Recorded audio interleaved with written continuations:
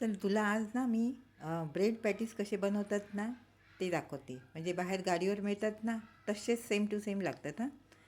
तर हे बघा, मी आता पहिल्यांदा हे पॅटीस बनवलेले आहेत, ब्रेड पॅटीस.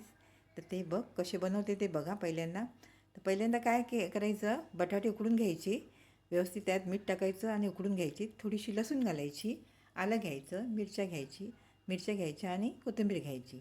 आणि हे आलं, लसूण, मिरच्या वगैरे ते ठेचून घ्यायचं हां. कढईमध्ये तेल घालायचं, थोडीशी मोहरी घालायची आणि मोहरी तडतडली की नंतर बारीक चिरलेला कढीपत्ता घालायचा. कढीपत्ता व्यवस्थित भाजला की नंतर मग त्याच्यामध्ये थोडीशी हळद घालायची. हळद घातली की नंतर चवीनुसार मीठ घालायचं. मीठ घालायचं, व्यवस्थित हे परतायचं हां. नंतर मग काय करायचं, व्यवस्थित परतलं की नंतर हा एक ठेचा आहे ना, आलं, मिरची, लसूण वगैरे ते ठेचा आहे तो त्याच्यामध्ये घालायचा आणि ते पण परतून घ्यायचा. नंतर मग बटाट्याच्या बारीक फोडी करून घ्यायच्या आणि ते ह्याच्यामध्ये घालायच्या, कढईमध्ये घालायच्या हां.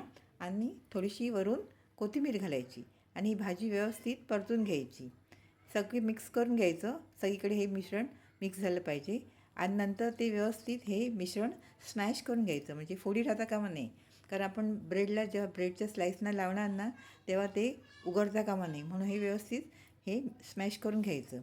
आता काय करायचं, बेसन घ्यायचं थोडंसं, त्याच्यामध्ये थोडंसं चवीनुसार मीठ घालायचं, थोडीशी हळद घालायची, किंचितशी हळद घालायची आणि थोडं थोडं पाणी घालून हे मिश्रण मिक्स करून घ्यायचं. पातळसर बनवायचं, जास्त जाड बनवायचं नाही हां.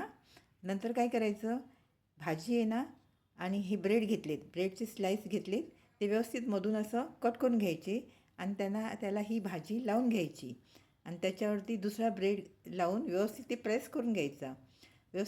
सगळ्या ब्रेडना ही भाजी लावून घेतली, त्याच्यावरती ब्रेडचे स्लाईस ठेवले, ते प्रेस करून घेतले की नंतर मग आपण काय करायचं, ते बेसनचं हे असं मिश्रण असतं ना त्याच्यामध्ये हे करायचं, ते डीप करून घ्यायचं व्यवस्थित. त्याला हे बेसन लागले पाहिजे व्यवस्थित मिश्रण. आणि नंतर मग व्यवस्थित तळून घ्यायचं. दोन्ही साईडला व्यवस्थित तळून घ्यायचं. एका साईडला भाजलं की नंतर दुसऱ्या साईडने पण परतून ते तळून घ्यायचं. तर माझे हे आता हे ब्रेड पॅटीस तयार झालेले आहेत. हे बघ, छान लागतात, खूप छान लागतात. तू करून बघ. तुला ही रेसिपी आवडली तर नक्की लाईक कर. थँक्यू.